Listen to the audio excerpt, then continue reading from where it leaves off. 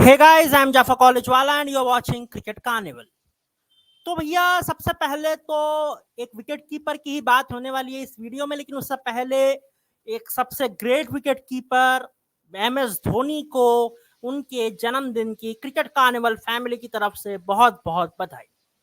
Legend of Indian cricket, एकमात्र ऐसे player जिनके पास इंडियन क्रिकेट में 2 वर्ल्ड कप्स हैं और ऐसी कोई चैंपियंस ट्रॉफी को मिला दे तो ऐसी कोई आईसीसी टूर्नामेंट नहीं है जिसमें माही ने झंडे ना गाड़े हो इंडिया की तरफ से। इंडिया के आर्ग्यूबली और दुनिया के आर्ग्यूबली सबसे श्रेष्ठ विकेट कीपर और सबसे शानदार फिनिशर को वंस अगेन जन्मदिन की हार्दिक बधाइयां।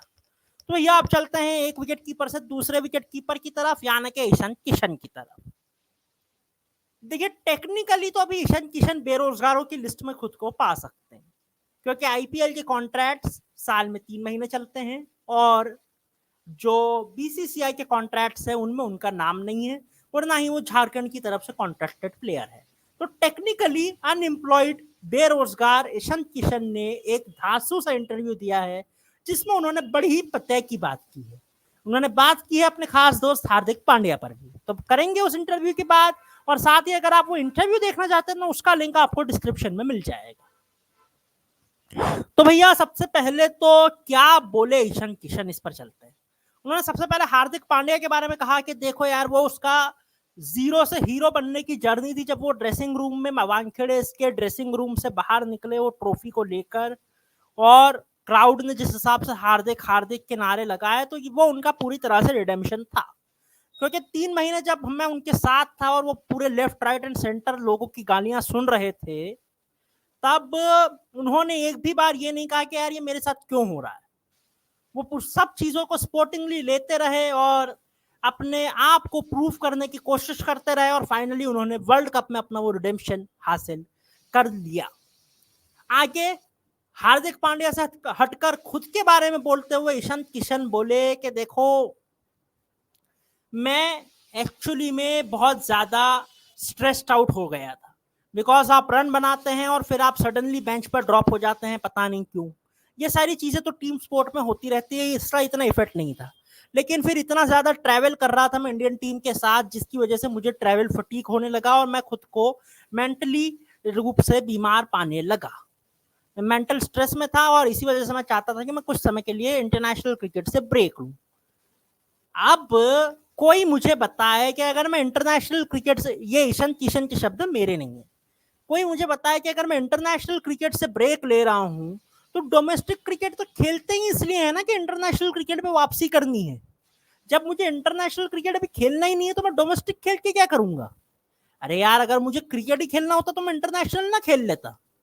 ये बड़ा ही बेतुका सा लॉजिक था। ये कह रहा था ईशान किशन का उनके डोमेस्टिक मैच खेलने पर जो उन पर क्रिटिसिज्म हुआ उसके जवाब में। अब देखिए, टू बी ऑनेस्ट यार, ईशान किशन की बात पूरी तरह से सही है कि अगर आदमी क्रिकेट खेलना ही नहीं चाह रहा है तो फिर वो इंटरनेशनल और डोमेस्टिक क्या करेगा।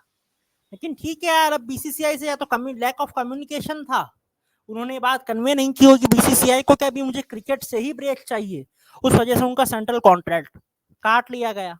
बाकी अगर दूसरी बात की जाए तो उन्होंने कहा कि यार, मेरे साथ उस समय में जिस दौर में था वो सिर्फ मेरी फैमिली ने समझा है और मेरे कुछ क्लोज फ्रेंड्स ने समझा है, बाकी इंडिया में कोई समझता नहीं है।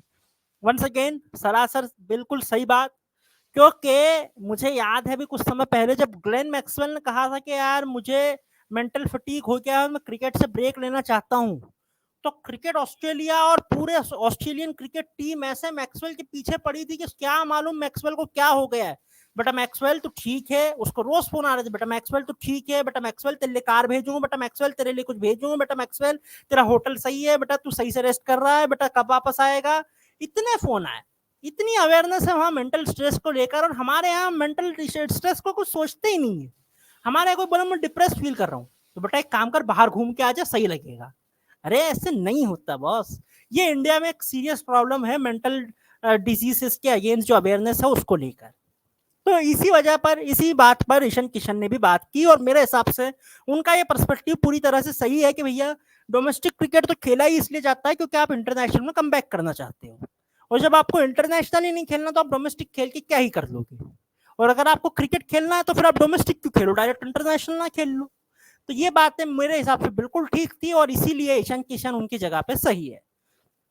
बाकी आप लोग कीजिए इस वीडियो को लाइक, हमारे चैनल क्रिकेट कार्निवल को कीजिए सब्सक्राइब। मैं आपसे मिलूंगा किसी नए वीडियो में किसी नए अपडेट के साथ, तब तक के लिए अपना बहुत ख्याल रखिएगा। धन्यवाद।